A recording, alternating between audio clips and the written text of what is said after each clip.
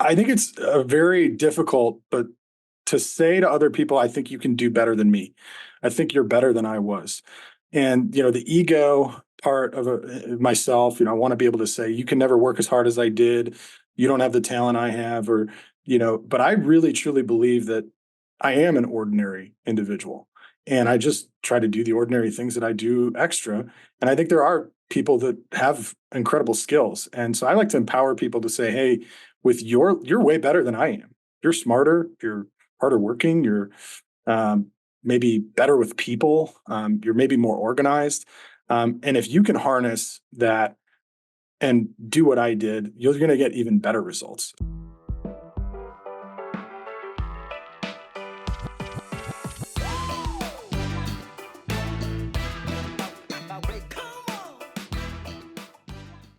Welcome to the show. Thank you for listening. And if you've hit the subscribe button, you recognize the name of our guest today. Sean Phelps is here as a guest and not a host today to share his wisdom, not pry it out of others. This is an exciting show. He's going to talk about entrepreneurship and the paths and decisions you make on the way to entrepreneurship. We're going to get into recession mindset and working 40% harder for the same results, as well as committing to your commitments, and his balanced life strategically planned based on what it takes. Welcome to the show and welcome to the Edge of Excellence. Well, Sean, thank you for making time. Welcome to the show. You've been on a few times with other guests, but you've never been on with me. Welcome again to the Edge of Excellence. Thanks for having me, man. I'm excited to be here as a guest. I am too. I can't believe we haven't done this yet. We're going to get deep into a few things.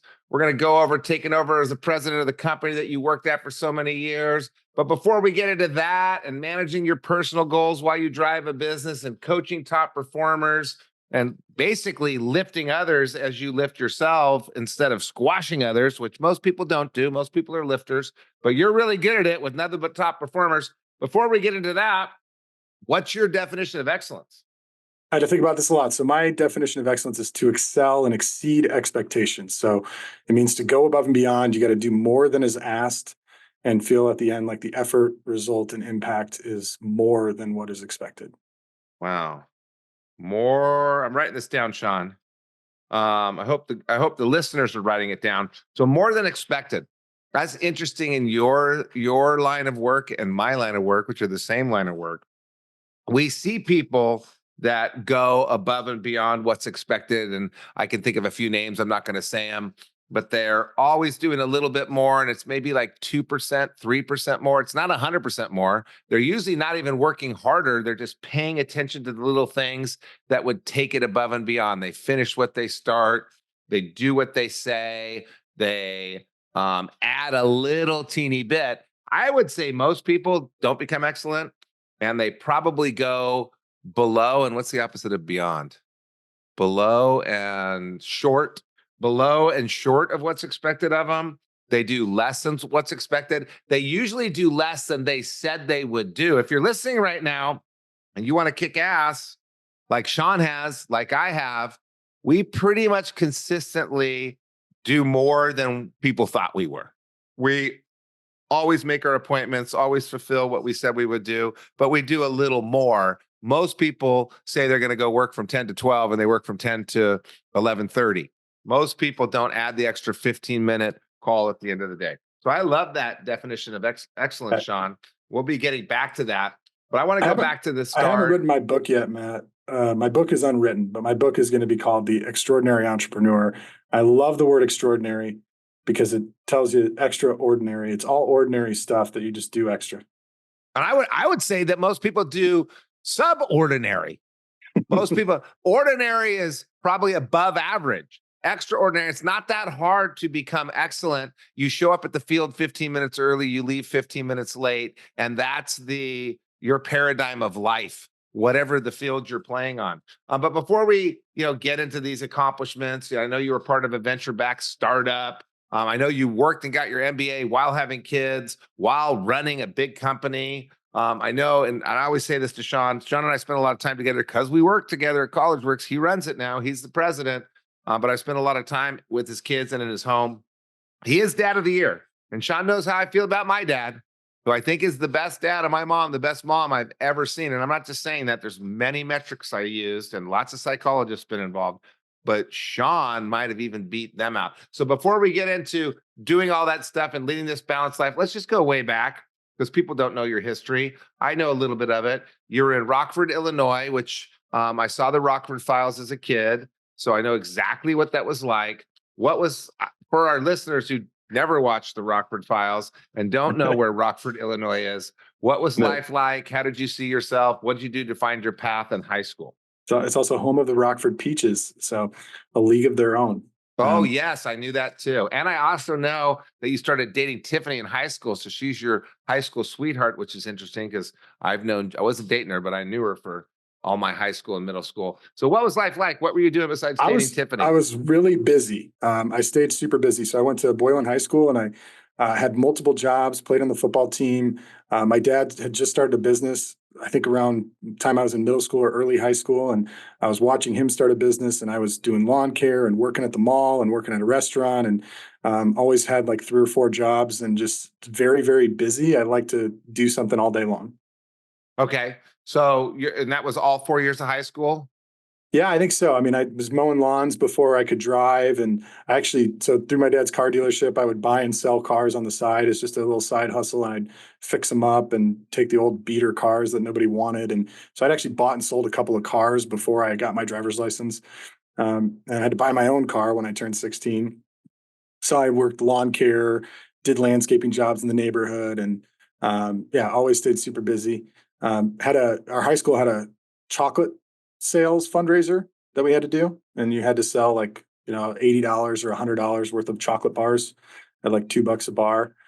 So I went ahead and sold like $7,000 worth of chocolate bars in 3 weeks, and I think at the time might have set the high school record for that. So that kept me busy for a few weeks So every year as well. above and beyond and more than expectations way back in high school. Just to flag real quick, nowadays parents think that their kids should just play sports and can't do jobs. I mean, how handicapping would that have been to your future if your parents had the attitude that no, he's Oh playing yeah, football, he shouldn't do jobs? big time, big time. I mean, I think adulthood, like I started training for adulthood and taxes and bills and bank accounts and stuff really early on. And I knew a lot of that stuff. And I know people talk about how it's not taught in schools and schools need to teach it. And I think we did learn some of that stuff in school in like a consumer economics class or something. But I learned a lot of it from doing. I learned about overdraft fees and I learned about interest rates and I learned about taxes and a lot of that stuff at a pretty early age. And I think it was huge. My parents didn't push it. My mom used to ask, why do you work so much? Like, you're a smart kid. I had good grades and good ACT scores. And I said, well, I can't spend a report card. So Mhm. I like to pay for stuff. I'd like to be able to, get a car, buy a new CD when Mhm. it came out, Yeah. buy whatever clothes I wanted to wear, take a girlfriend out to eat, pay for prom, that kind of stuff. Yeah, my son was a little frustrated that I made him pay for everything and I worried so much. Well, that was by design, right? Doesn't matter how much money you have. I wanted to teach them how to value a dollar. Your parents wanted to teach you how to value a dollar. I hear all these parents talking about getting their kids scholarships to college. Sometimes it might be better to just save the money you're spending on club sports, put it in a college fund, and let your kids go where they want to go to school because they may not necessarily go where they want to have a scholarship. But I'm not going to have that argument right now. But I can have the argument all day long that one out of 1,972 high school football players becomes a pro player. And I spent Saturday with the wide receiver for the Cardinals watching a soccer game. And he was very worried about business. And he was talking to me about business. And he's in the NFL and he doesn't know if he's going to get another 4-year contract. So he wants to be ready for what's next. Well, a lot of parents are trying to get their kids ready for the NFL with no what's next. Oh, and by the way, this guy went to Stanford. Oh, and by the way, he got an engineering and business degree, stayed for a 5th year to play football again, and got a communications master's from Stanford. And he played football, and he's in the NFL. Jeez. I think he's got a pretty good future, but so many parents didn't do what your parents and my parents do. And if you're listening right now and you're pissed off and you're a parent, you're wrong. The kids aren't going to play pro football most likely. And even if they do, they need to have a backup plan and they got to work and they got to learn a work ethic and they got to have this training for adulthood. But I'm preaching again. I'm preaching like people that you and I have been talking about all day. And I shouldn't be preaching. So you're in high school, your parents are crushing it, making you work your ass off, just like I did, Jake Stewart. Who's very frustrated by that. You're working these multiple things. Were you having fun? Yeah, I had a lot of fun. My friends and I were all in these AutoCAD classes, like Oh, engineering that high sounds school real classes. fun. And well, Nah, we we boring. we used it to design a house, and we built a house in the woods. One of my friends had this property of an overgrown tree farm, and we used to go out there and just blow up spray paint cans and have wild parties in the woods. And we decided to build a house over spring break one year. So we had a lot of fun. All right. Well, okay, cool. I'm glad. I mean, for a second there, I was just taking a nap. Sorry. I actually literally was checking my text while you were talking because that sounded so boring. But you are from Rockford, Illinois, There's not a lot to do in Rockford. and there's not a lot. And I am from Albuquerque, New Mexico. I just have blocked it out of my mind. So you're getting good grades. You got great ACT scores. You're playing football. You'll do multiple jobs. And then you went to college. And where did you go to college and how did you pick that? And how hard was it to get in? I went to St. Louis University. And I mentioned I had good grades and good ACT scores, so getting in wasn't super hard. But a big driver for me was I got snubbed for a full ride scholarship. I got a letter in the mail that said, you might get a full ride. You're one of the like 100 people with the best applications, and you'll get another letter, and we'll let you know if you got it or not. And then I got the second letter, and it said, nope, you didn't. You got a half scholarship. Stupidly, I thought that half off something really expensive means that you're getting a really good deal. I didn't realize that it's a half off of an insanely marked up price that I should have just gone to the local school and saved a lot of money, but decided to go there. In hindsight, it's probably a good decision still. I remember back in the day when I was chairman of the board of the global board for it used to be called YEO, now it's called EO, the Entrepreneurs Organization.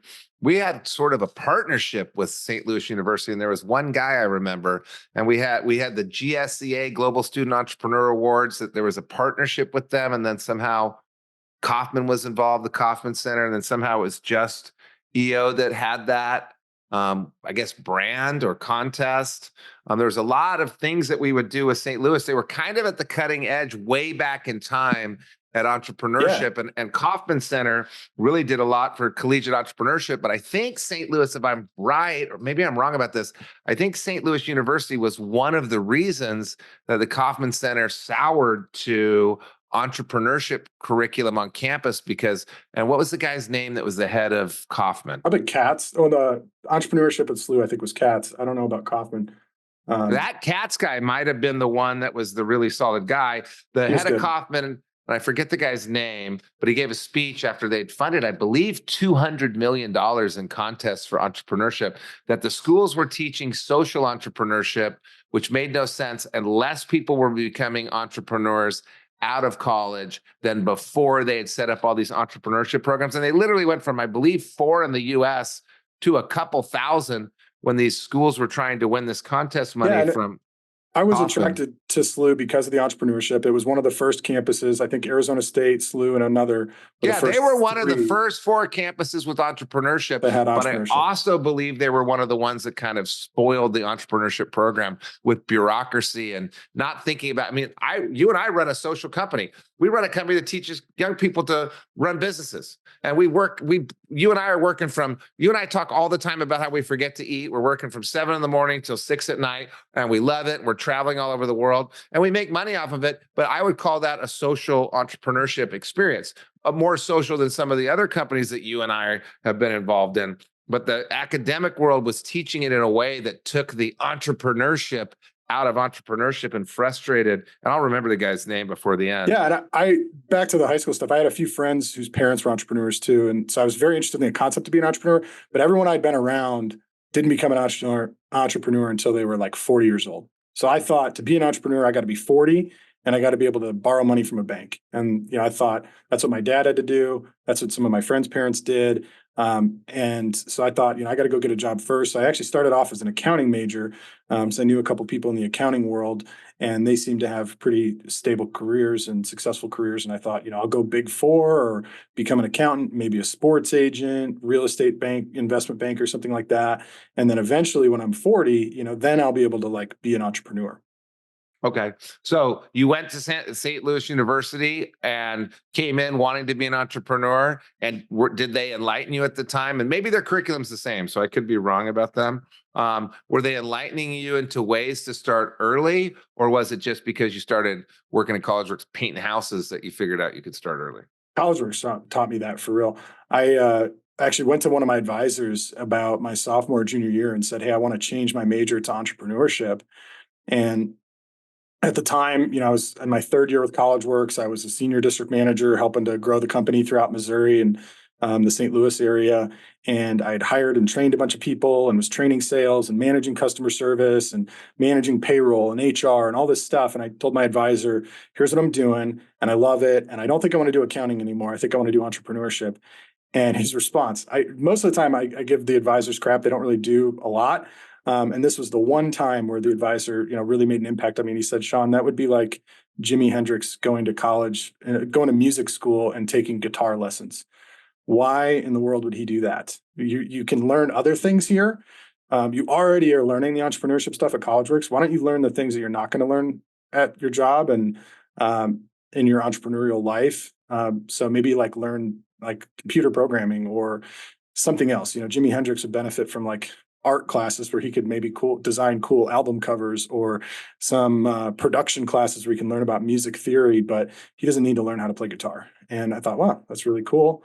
So I actually wound up doing a lot of econ, accounting, and a couple entrepreneurship classes, but I took more of the econ and accounting stuff to learn things I wouldn't learn in entrepreneurship.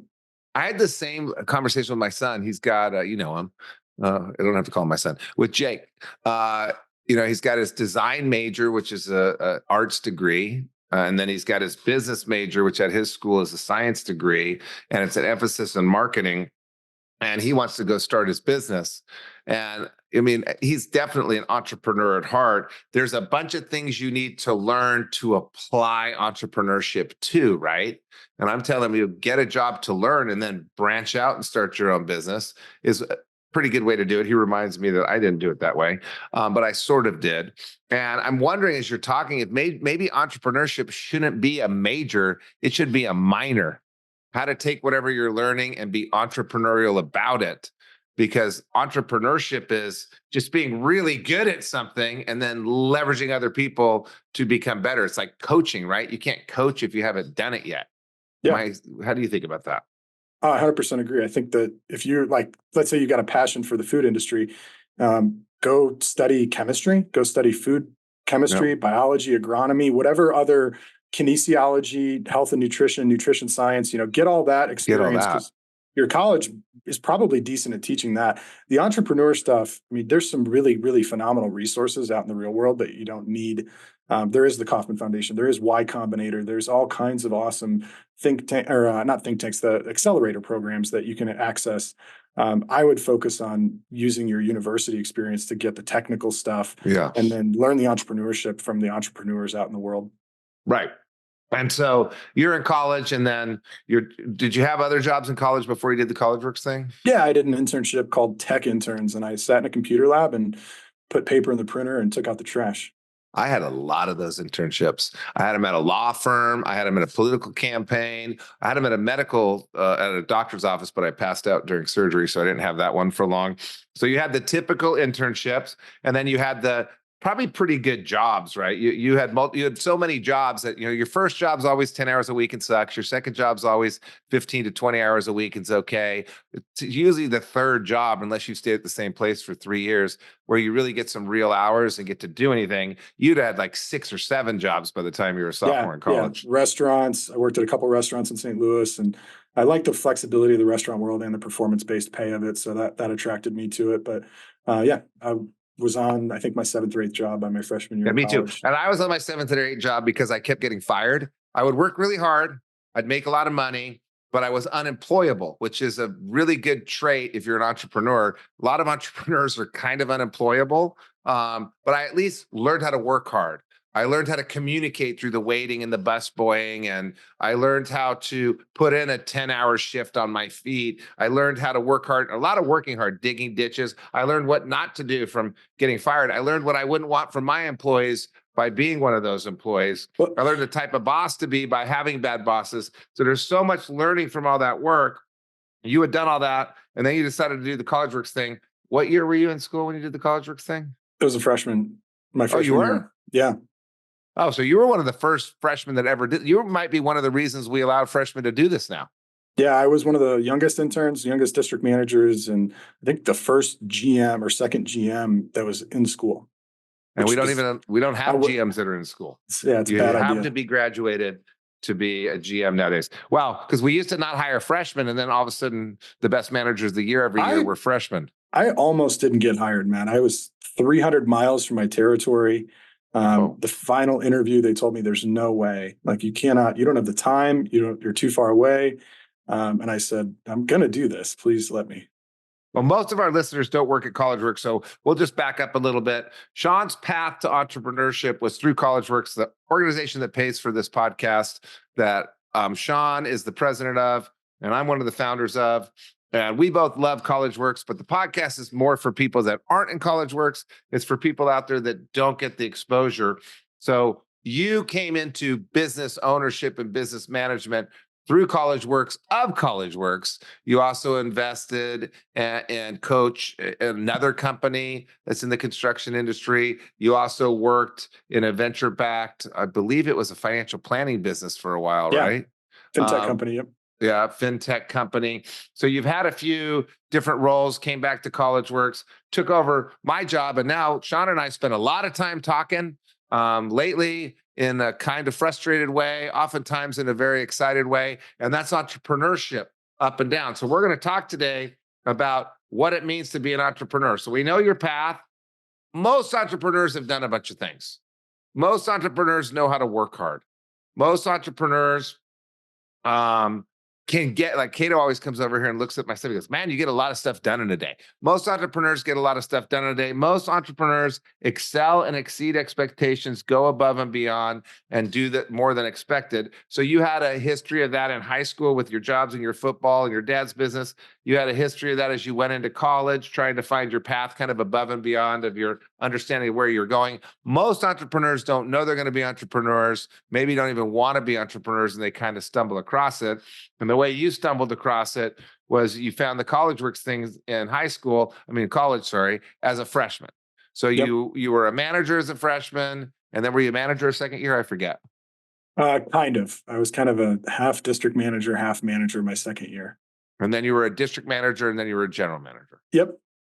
And so what happened after that?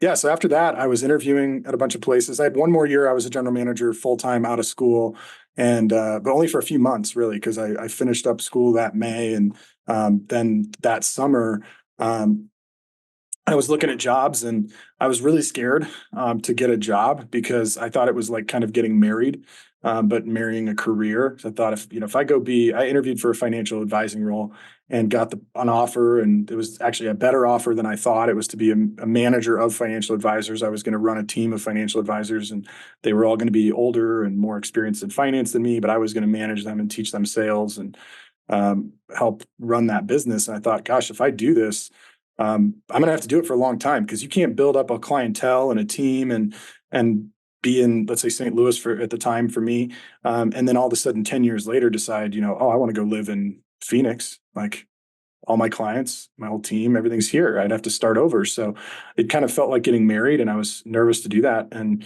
the opportunity came up that I could take over the Missouri and Kansas division of CollegeWorks. And Chris, my mentor, who had been running it and good friend of mine now, moved out to Seattle and took over the Washington division of CollegeWorks, and I was able to take over the Missouri Kansas division.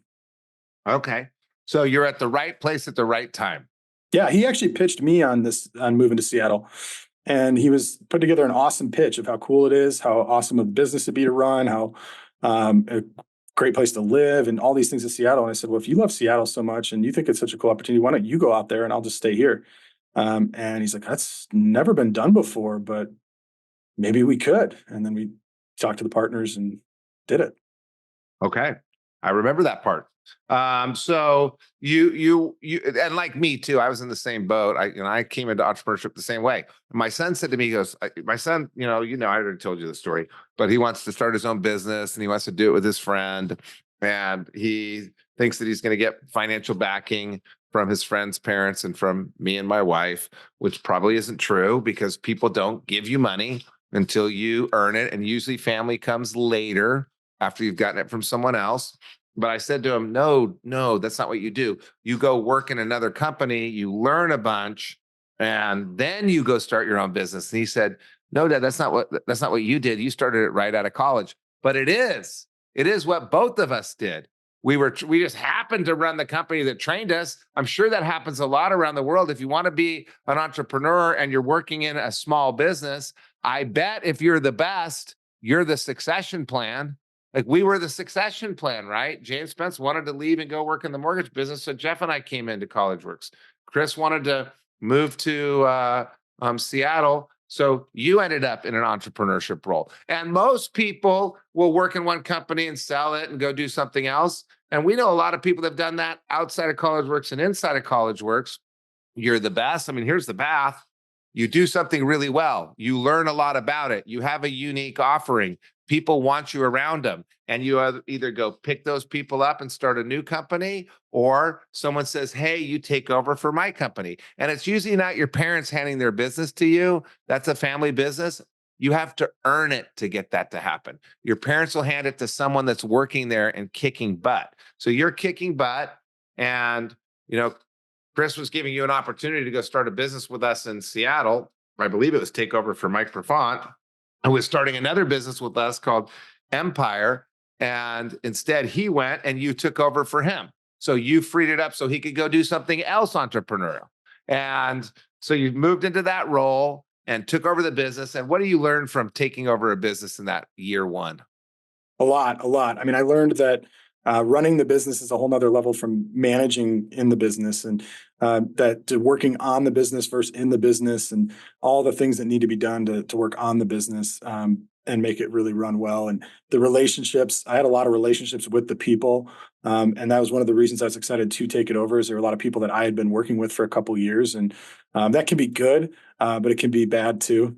They saw me a lot as a friend as opposed to a boss. So and it was also I forgot about this, Matt. It was in the financial crisis. It was 2008, 2009. So we were scared of, like, is the company going to make it? Are we going to be able to make any sales? Are we going to be able to hire employees? And are we going to survive? So at the time, I was really excited and motivated, and I didn't think I would have any problems. But hindsight is like, holy cow, that was a scary time to become an entrepreneur in the worst economy, really, of my lifetime. That's the best time to become an entrepreneur. Yeah, now I know that. So and that's, we'll just pause there for a second, because I've started many businesses in a recession. What were we saying at the time while you were this new entrepreneur taking over a division? Chris was starting a new division, or he was taking over a division too. Someone else was starting a new division. Mike was starting a new division. There we go, a whole new company. What were we saying about the prospects in a recession? I think we were saying we're going to have to work twice as hard, 40% harder, than we did before, but we can do all the same things we know how to do. We know how to get a lead, we know how to set an estimate, we know how to sell a job, we know how to produce a job, and we're going to have to work, 20, 30, 40% harder to do the same thing, but we know what we're doing and we know how to do it. So we don't have to worry about that. The only thing we have to worry about is, are we going to work hard enough? And we're all the hardest working people we know, so we're probably going to be fine. Did you say work 40% harder and twice as smart? That might have been it. I know it was work harder. I don't remember the percentage. I want to say 40. It was work 40% harder to do the same thing we did last year, but we know how to do it. So let's just put our nose to the grindstone and get to work. Yeah. And so we've said that a few times. We had that big recession called the Great Recession. We've had some minor recessions, and we said it because it's true. So, we're starting multiple businesses. We got all sorts of people that we're going into partnership with, and the economy turns and they freak out, but we've already been there before. So that's kind of wisdom. If you're looking, people talk about mentorship on this. You mentioned it once already with Chris, mentorship and finding mentors. I've heard that on the podcast. I've heard about wisdom a lot. Wisdom is someone who's done it before. Wisdom is time plus experience. It's some factor of time and experience. You can get wise with lots of experience and less time, or you can get wise with little experience over a lot of time. But it's wisdom coming from doing things before, right? And so we'd been through recession. We knew that the industry we're in was somewhat recession proof. If you're listening to this and you want to go into entrepreneurship, what happens in a recession? Is your industry recession proof, or is it, home theater systems that are really uh, susceptible to a recession? We knew that we had a good business in a recession, but we also knew the effort's got to be 40% more to get the same results. We knew the sales ratios go down, the lead conversion ratios go down, the job sizes might even go down because product becomes less, and the job is hours plus materials equals, plus markup equals price. So we knew we had to work about 40% harder, and we knew we had to work smarter. And so in a recession, you start looking for the policies that are wasting time, the things that are wasting time, the people that are wasting time. And you cut your business down to this really tight, mobile, pivot on a dime type of business where you're stopping and vetting your decisions. We also cut some costs.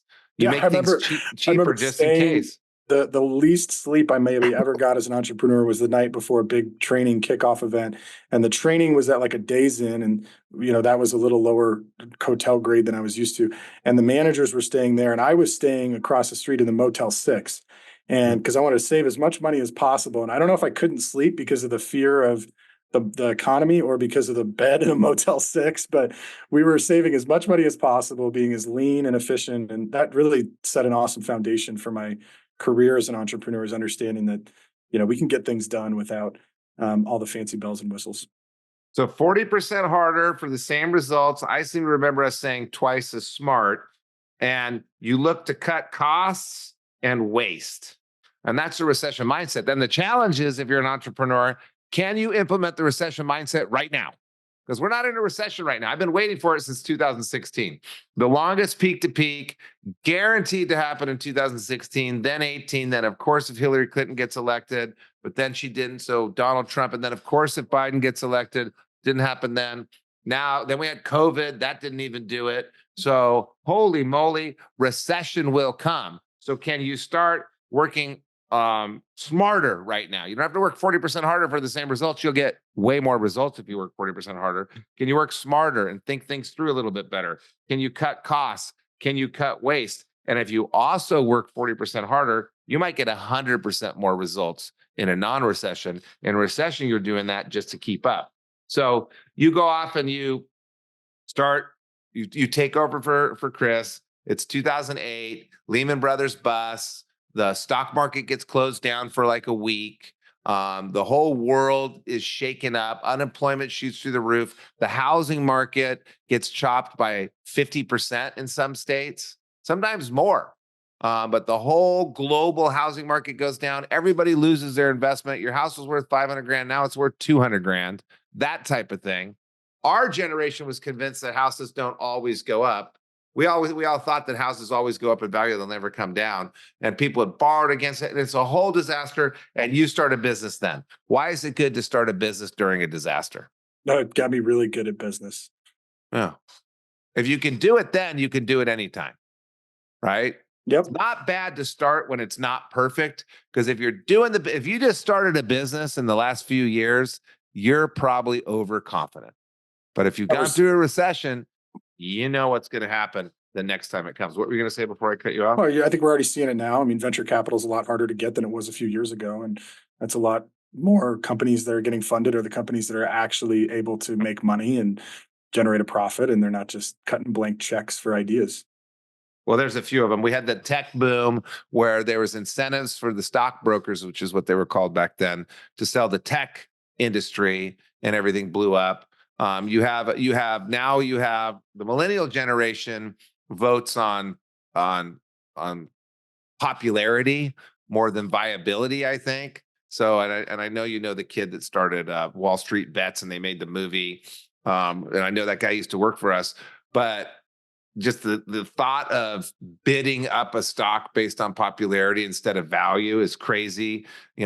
We could say that for Tesla. Tesla's was worth more than all the other car companies combined. Give me a break. They haven't designed a new car except for that ugly ass truck for however many years. So you have this weird stuff, whether it's the brokers propping it up or popularity propping it up, or it's the latest and greatest. There's all this weird stuff that can prop things up. And eventually it all comes down to, is it worth investing in, and is it going to produce a return on investment? And we're going to start seeing that with some of the stocks in the market right now. And we're going to start seeing a tip. But I don't know that the 8% or 9% interest rates, and I don't know that, I mean, it still hasn't created a recession. Still, I guess that's meant to boost the economy somehow, but we still haven't had the turn. We had the unemployment's been in 2%, just a crazy time. So now my point was, if you're succeeding now, you might stress test your business. You might take a look and see, what if our sales were chopped by 40%? What if our customers took 120 days instead of 60 days to pay? What if the labor rates changed even more? What if, to see, what were you going to say? Well, I think in the recession mindset too, for not everybody's an entrepreneur. And so for the individual that's thinking, well, I'm not an entrepreneur, what does that have to do with me? Is having that recession mindset of, I don't want to be the person who is a casualty of the recession. I don't want to be laid off. I want to be able to do my job 40% better than the competition. And AI is going to replace a lot of jobs, and it already has started to. So whether it's a recession or a technological innovation, like how can I be excellent, above average, deliver more than what's expected, so that I see opportunities presented to me rather than taken away. How could I go above and beyond? Let's talk about your teams and the people you've worked with as a business person. That applies to any business person. What do you think you do to create, and create's the wrong word. I've seen some of this business cards says creating leaders. You don't create them. Harvest, maybe harvest more top performance, get more out Develop. of the people that had it in there. And you're the type of guy that builds others up, and the rising tide floats all boats. So you're floating with them. You're not squashing them as you go. What have you done to get more out of people than they thought they would be able to give in business? That's a great question. I think it's very difficult, but to say to other people, I think you can do better than me. I think you're better than I was. And the ego part of myself, I want to be able to say, you can never work as hard as I did. You don't have the talent I have, or but I really truly believe that I am an ordinary individual, and I just try to do the ordinary things that I do extra. And I think there are people that have incredible skills, and so I like to empower people to say, hey, you're way better than I am. You're smarter. You're harder working. You're maybe better with people. You're maybe more organized. And if you can harness that and do what I did, you're going to get even better results. So it took me, and this was from failure too. I've learned a lot of things from failure. And my first maybe 3 or 4 years, really in a leadership role, I didn't have a lot of people that I worked with that exceeded my results. And my message to other people was, hey, what I did is really hard, and you'll probably won't be able to do it. But if you can do half of what I did, then that's still okay. And they kind of listened. And then when I started telling people, to be honest, I have a lot of flaws, and you actually could definitely do what I did or do better, they listen to that too. So I'd be really conscientious in a leadership role of what message you're giving people, and how much you let your ego talk. One of my favorite quotes, Giannis Antetokounmpo, the basketball player for the Milwaukee Bucks, where he said, the ego is it's pride and ego, and when you got to live in the present. I'm butchering his quote, but he talks about whenever he talks about his accomplishments in the past, it's his ego talking. And whenever he talks about his ability to do something in the future, I'm going to do this, I'm going to do that, that's his pride talking. And when he just lives in the present is when he finds he gets the best results. And that's what I found as well. When I talked about, oh, look what I did, you can't do that, that was ego, and it held other people down. And when I empowered them, they did a lot better. So you kind of contradicted yourself there a little bit, because you were talking before about living in the past. You're living in the past to show people that you used to feel this way. You felt this way, you found out this, you now feel this way. You used to have these issues, you worked through these issues in this way and got over those issues. I can empathize with you because I have some of the same feelings or the same struggles that you have. So some of that's in the past, but you're using the past to help people have belief and confidence in their future. So they can be better than you because they're finding this out early. They can be better than you because they don't have the same issue that you used to have. So it's a future, you're using the past to paint a better vision of the future. And your transparency between instilling confidence in them, letting them know that they can do really well, maybe even better than you, and the transparency of you're not a perfect person, those together help you create top performers. Is that what you're saying? Yeah, I think my own humility to say, I want you to do better than me. I know you can do better than me. Um, let's be the best version of yourself, and what are you capable of right now? And over time, I mean, the business has made so many improvements. Why wouldn't people do better? Why we've learned and learned and learned how to be Well, better I know why. I as an know why. organization. Could it be that they don't excel and exceed expectations, go above and beyond, and do more than expected? Yeah, That yeah, could be it. that And could be by the it. way, and that's a side little inside joke for Sean and I because it's Monday. We're recording this on a Monday, and we talk a lot, and it's very frustrating to us because we have, and it's not our business; it's business. Every business has people that have the skills and have the power and have the charisma and have the know-how, but they just don't get out there and do it, or they do it 90%. And it's the last 10% that matters. Like, could you imagine if you made a car and didn't paint it, how well it would sell? That's like the last 3% of the car manufacturing company. Or you built a skyscraper and didn't put the windows on. Like, come on, what do Pilots you? pilots can't hit 90% of their goal. Yeah, you're a pilot and you just missed the landing, is all. I mean, come on. So, yeah, I think that, I mean, it's a little easy. People that want to find success and want to be entrepreneurs, you keep going until you've accomplished what you set out to accomplish. And as you were going, your path changed a little bit. So I remember one time where we had a goal for you for a year was to do one thing because you were doing so many different things and you were doing some cool things. So, and you were managing those too. I remember when you got an MBA and had a baby in the same year. Didn't that happen? Yeah, I was also joining another company at the time. Yeah, I remember that. And I think I Yeah. fought for one and we went for two. And you know, I think now you and I are both more singularly focused and found some success from that. But it's also good to explore. So you kept your fires going over here while you explored over there. What happened in the fintech business? What was awesome about it? What did you learn from it? And then why did you move on? Um, so I was attracted to this business. I found the founders at an entrepreneurial event that I was attending as part of my MBA. And it was such an awesome idea. And it was to help everyday people with investing. And so you had these financial advisors that had built a really successful RIA firm, registered investment advisor firm, and they had to turn away customers that didn't have enough money. And so they wanted to help all customers and build a technology platform that could help, everyday people that have $10,000 in their retirement account. So they wanted to build that, and I thought it was an incredible idea. It wasn't my idea. They had already started. They had a working prototype, and I said, "Let me come help. I want to just do whatever I can to help this cool idea." And the business wound up growing pretty successfully. They raised 2 rounds of venture capital, a Series A and a Series B, grew to $1 billion in assets under management faster than any financial advisor in history, and had clients in all 50 states. It was an awesome, fun experience. Do you want me to get into why I left?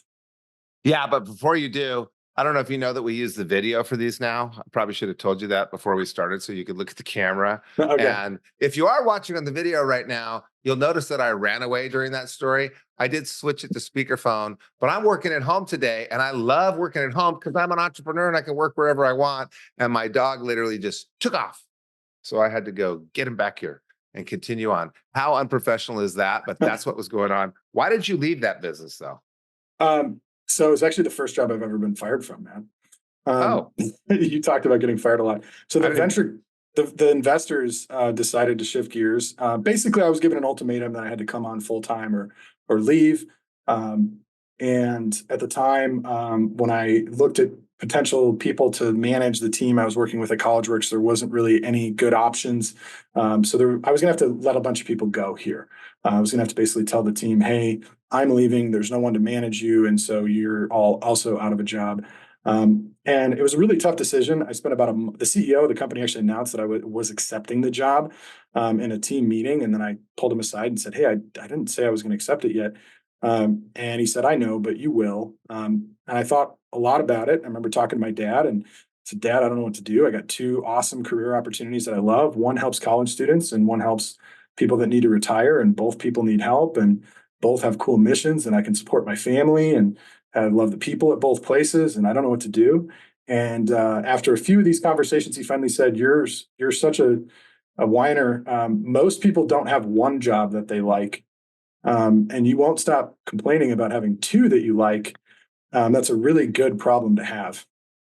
And so that made me think, like, why am I even in this position to have this problem? And it was, really thanks to the experience I got at CollegeWorks that it gave me the skills and the knowledge and the ability to go do that other thing. And I thought, if I want other people to have those options too, so I'm going to stick with this. So I didn't accept the full-time job, and then I got fired. Oh, well, that's not the same as getting fired, but that is interesting. If you go above and beyond and you excel and you're gathering experience and you work a bunch of different jobs and you kind of have a plan and your plan looks like this, but then I'm holding it up to the camera that most people aren't watching. You've got a straight, narrow path. There's all these branches that keep popping up, and your path, you're right now on the trunk of the tree. Your path looks like the whole tree. Which branch you end up on depends on what choices you make, but it's onward and upward, and you're flowing upward if you're exceeding expectations, going above and beyond, learning and growing, lifting people as you move, not squashing them, because that comes back around eventually. And I do want to just pause before we close up. You also just do a great job being a parent. I think a lot of people want to have a business life and a family life and a personal life. What's the key to juggling those plates? How are you able to juggle, doing your rec stuff in the morning with your packs on and climbing up mountains and having your social group, your family, just your experiences with your wife and your vacations with her and your time with her, and be this great dad and crush it at business and three different businesses that you're running? How are you able to balance all those saucers? It's a good question. I think that's one of the things that I love about entrepreneurship is I don't have a 8 to 5, 9 to 5, 40-hour a week structure. I can work 100 hours one week and zero the next. I can work 100 hours a week, 5 weeks in a row, and then take off the next. I mean, I can go as hard and fast as I want. And when there are some moments that I say, oh, I got a soccer tournament for my son this weekend, I'm going to try to put the training the weekend before that, so that I can be at that soccer tournament. It's not 100%. I would say I make it to 99% of their scout campouts and their Pinewood Derbies and their soccer tournaments and track meets. But I love being an entrepreneur because I do like to work, but I want to have that freedom to be able to work 15-hour days and take a day off instead of having to work 2 8-hour days. You're muted, Matt. And by the way, Sean and I don't work 100 hours in a week and then take the next week off. We work a lot of weeks, 60, 70, 40, 100, back down to 40, back up to 50, take 3 days off, back, because one, we love working, but two, that's your engine, that's your motor. It's the movement. You've got to have the movement going, and then the traction is how smart you work and how effectively you work. And it's been many, many years that you and I have been studying that and practicing it and failing, and then talking to people about the failure and coming back and trying it again. It's a long process to figure that out. But if you're moving slow and you're not working hard, it's a much longer process. If you work 100 hours a week for a year, that's most people's 2.2 years. You're getting wise faster, right? Yeah, and I know you don't watch a lot of sports, and I don't watch a lot of shows. I never watched Game of Thrones. I'm not really into that. My wife and I might watch a couple of shows once in a while, but I might get 3 solid episodes of TV in a week. And I do watch some sports, but I only watch the sports that I care about. If it's Green Bay Packers, I'm probably going to watch the game, but I don't watch every game. I watch the ones that I can. So I think a lot of people have a lot of wasted time. My wife and I both don't like to waste time. So when we have a 3-day weekend, we fly to another state, hit 2 national parks, and get back to work on Monday. So a lot of it is, we don't waste time. We're not binge watching TV and just sitting around the house doing You nothing. invest time. Investing it. Yeah. You invest time. You don't spend time with friends. You invest time with friends. You're spending time with the wrong friends. You don't spend time, you invest time. And you may invest time into watching a show that's relaxing and investing time in relaxing. You may invest time in a sporting event because it's broadening your social circle, or you're relaxing, or whatever it is. But it's strategic with how time is invested, not spent. That's a misnomenclature. Well, I know I saw you looking at your watch, and I know what time it is. So you got to get to other meetings. I do want to make sure I hit you with one last question. Well, Mhm. you made some sacrifices when you were young, and one of them stood out since you made it back in the day. And you thought it was such a big deal that you weren't doing something and you were doing something else. And now you look back and you're so glad you made that sacrifice. What sacrifice did you make in your 20s that you never will regret, and you would encourage your young self to take again? Working. I mean, I hear a lot of people say, I wish I hadn't worked so much. And I totally disagree. I think the amount of effort I put Who do into you hear say that? I never it's hear that. okay. I think it's the like thing that people say about, I heard people on their deathbed On their say, deathbed. I wish I yeah. wouldn't have worked so much. I call bullshit on that. I wish I was more balanced. How about that? I Yeah. wish I Which I valued could, my time with my kids more. I wish I invested time differently, but I don't wish I would have worked less. yeah, I think I wish I would have done more with that work, made a bigger impact, and changed the world in a bigger way. But I don't regret it at all. I loved it, and some of the best relationships and friendships and bonds I built in my 20s were the people I was working my butt off with. Like me, Yeah. like this guy. Sean and I have known each other since he was in his 20s. I took my kids out to Kansas when my son was doing gymnastics, and he was just this little teeny dude. And Sean took us to the barbecue places. My kids have come out to Kansas for one of the greatest 4th of Julys ever. Saw Sean then. Sean's been to my house. We've been friends, and our friendship was built on exceeding expectations, going above and beyond, providing more of experience. And we wouldn't be friends if we both had been lazy, would we? No. I wouldn't be. Oh, by the way, we both married people that we knew before they worked in the company, but then worked in the company. I don't think I would have been married if Jill hadn't achieved, because I needed to know that she was on that same plane. I need to know I'm investing time with people on that same plane. And I think you do too, right? Absolutely. Yeah. A lot of my best adult friends are all College Works alumni, and I know that they are willing to put in the work. They're reliable. They can be counted on. They can be trusted because they persevere. And you want to close up entrepreneurship? That's the reputation you want to have if you're going to be an entrepreneur. That's how you gather other employees. That's how you get recommendations. That's how you get those investments that Sean was talking about. You have a reputation as being one of those people, as does Sean. And Sean, I know you're doing a couple episodes coming up in the near future. I believe in May, there's 2 episodes hosted by Sean. So please subscribe to The Edge of Excellence. Sean always hosts a couple episodes every year, but he hasn't been a guest. Thank you for being a guest, Sean, and coming on The Edge of Excellence and sharing your wisdom about entrepreneurship. Thanks for having me.